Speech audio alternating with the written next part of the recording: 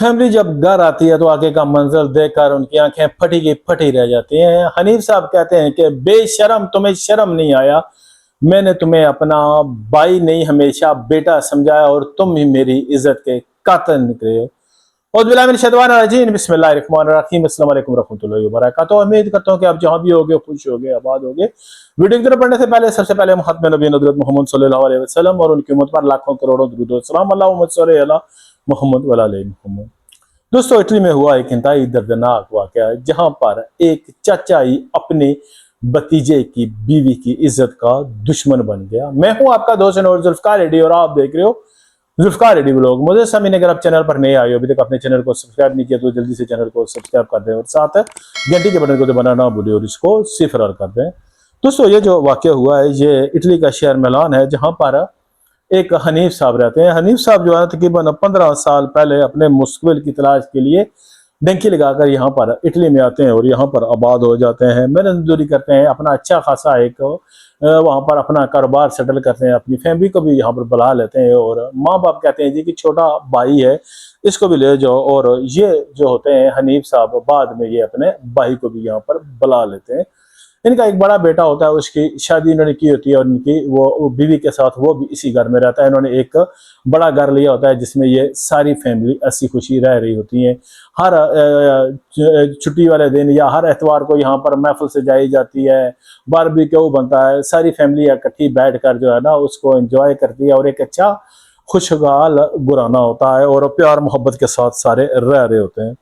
शुरू शुरू के दिनों में सब कुछ ठीक था, सारा कुछ नॉर्मल चल रहा था यहाँ पर मामला। लेकिन इतने दिनों में इनका जो भाई होता है सलीम हनीफ साहब का, इसकी जो है ना यहाँ पर कुछ ऐसे आवारा और नशेई किस्म के जो लोग हैं ना उनके साथ भी यहाँ पर उठना बैठना हो जाता है। पाकिस्तान में भी वो ये नशा वगैरह करता था, लेकिन यहाँ पर अब भी वो ऐसी उसकी सोसाइटी हो गई है और वो क्योंकि नशे का आदी था तो ऐसे वो कहते हैं ना कि जो इंसान गोश्त का भूखा होता है वो किसी न किसी तरीके से गोश्त को तलाश कर ही लेता है। तो यही कुछ इस सलीम के साथ था।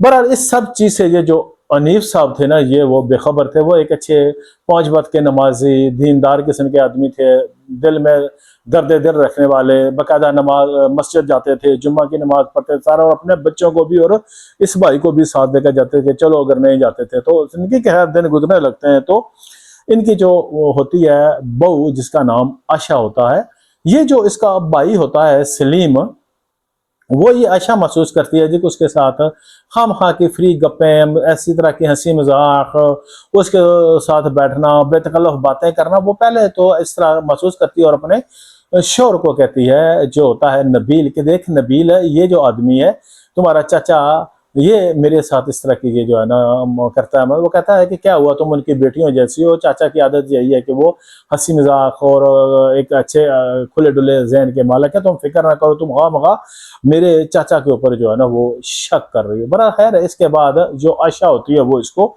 इग्नोर कर देती है, लेकिन जो होता है सलीम उसकी हरकत में किसी तरह की कोई तब्दीली नहीं आती है। और कभी कभार वो बैठी हो साथ उसके बैठ जाना, उसके साथ ऐसे ही जो है ना जप्पी डाल लेना, या कभी उसके सर को छू लेना, या कभी हाथ का पकड़ लेना, ऐसे खींचना। तो आशा उसको मना भी करती है, चाचा ये क्या करते हो, ये अच्छा नहीं। लेकिन वो कहता है क्या हुआ यार, आप मेरी दोस्त हो ये हो। लेकिन जो आशा थी वो उससे किनारा करने लगी थी।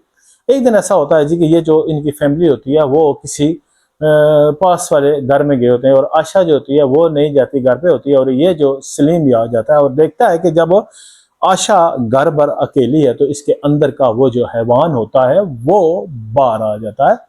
ये देखता है उसको अकेले पहुंचकर, तो ये उसके रूम में जाता है और दरवाजा बंद करके उसके साथ जो है ना शर्मनाक हरकत करे। वो काफी अपने आप को बचाती है सही, लेकिन आखिरकार जो है ना इस बेड़िए के आगे वो हथियार डाल देती है और वो इसको अपनी हवस का निशाना बनाता है। और उसके बाद उस बेचारी की जो है ना तब जब वो थोड़ी सी अपने होशो होश में आती है और बैठ के रोने लगती है, उसके ये जो ससुर होता है, उसका शोहर भी होता है, सास भी होती है, वो सारे आ जाते हैं। जब हालात देखते हैं उसके तो पूछते हैं क्या हुआ। इसका जो शोहर होता है नबील, वो भी पूछता है क्या हुआ आशा, तो वो सारी ददरेसी सुना देती है। और ये जो सलीम होता है ये तब से वहां से जो है ना वो साइड पे होता है गया हुआ।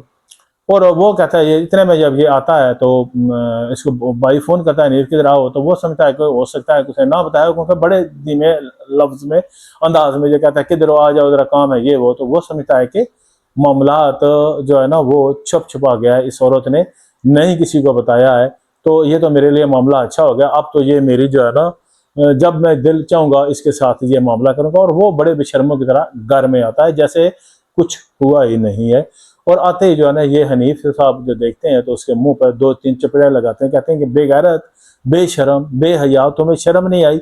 मैंने तुम्हें कभी अपना भाई नहीं समझा, मैं तुम्हें अपना छोटा बेटा समझता हूँ। तुम्हारे लिए जिस तरह मेरे नबील के दिल में इज्जत है तुम्हारी, और तुम भी मेरी इज्जत के दुश्मन बन जाओगे। तुमने ये क्या शर्मनाक हरकत की है आयशा के साथ? कहता है नहीं। और वहां से वो अपनी जान बचाकर जो है ना वो भाग जाता है। पता लगता है कि अब मैं यहाँ पर रहा तो मेरे लिए मामला ठीक नहीं है। ये हनीफ कहता है जी आशा को कि चलो हम पुलिस के पास जाते हैं। वो कहती है कि देखती है कभी सास की तो वो कहते हैं कि नहीं, अब बहुत हो गया, बर्दाश्त की भी एक हद होती है, लिहाजा इसको करार वाकया सजा मिलेगी, हम चुप बैठने वाले नहीं हैं। वो कहती है उसकी बीवी के हाँ जी ठीक है। और वो अपनी बहू को लेकर साथ बेटे को भी लेते हैं और वो पुलिस स्टेशन में जाते हैं। कहते हैं जी कि इसने ये शर्मनाक हरकत की है। पुलिस वाले फौरन आशा को जो है ना वो मेडिकल के लिए लेकर जाते हैं। उसका वहां पर मेडिकल चेकअप होता है और ये बात साबित हो जाती है जी कि इसके साथ ये शर्मनाक हरकत हुई है। दूसरी तरफ ये जो सलीम होता है वो इधर उधर कहीं जो है ना छपा मारा कहाँ जाएगा, क्योंकि ऐसे इंसानों का क्या ठिकाना होता है, जितने भी दिन छुप ले सामने तो आना ही है उन्होंने। और यहाँ पर पुलिस को ये जो हनीफ साहब होते हैं ये सारी वहां पर अपनी जिसकी होती है बता कहते हैं जी कि ये जो मेरा भाई है उसकी सारी आइडेंटिटी वगैरह हर चीज वो दे देते हैं, क्योंकि उनका भाई था, कोई चीज वहां पर पोशीदा तो नहीं थी, बल्कि उसका पासपोर्ट भी जो है ना वो इनके पास पड़ा था। और वो पुलिस वाले हर तरफ जो है ना उसकी वारस पे कह देते हैं कि ये आदमी है, ये इसका फोटो है, जहां भी मिले इसको पकड़ कर लाए।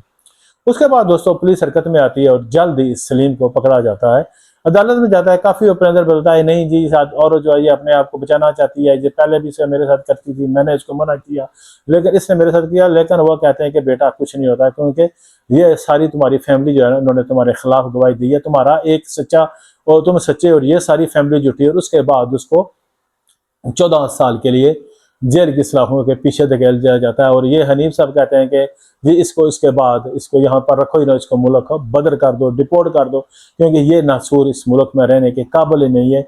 बल्कि वो तो कह रहे थे जी कि इसको फांसी मिलनी चाहिए जिस तरह इसने मेरी फैमिली के साथ किया। जरा सोचें दोस्तों कि जिस भाई ने अपने भाई को हमेशा बेटे की तरह समझा, उसको पाला पोसा बड़ा हुआ, उसको अपने हर ख्वाहिश उसकी पूरी की, और जब वो यहाँ पर उसको बुलाया तो वो उसके अपनी ही इज्जत का दुश्मन निकला। अल्लाह ही रहम करे, किस पर इंसान एतबार करे, किस पे भरोसा करे, क्या वक्त आ गया है यार। आप इस बारे में जरूर अपनी कीमती राय से आगाह कीजिएगा। शुक्रिया, जज़ाकल्लाह।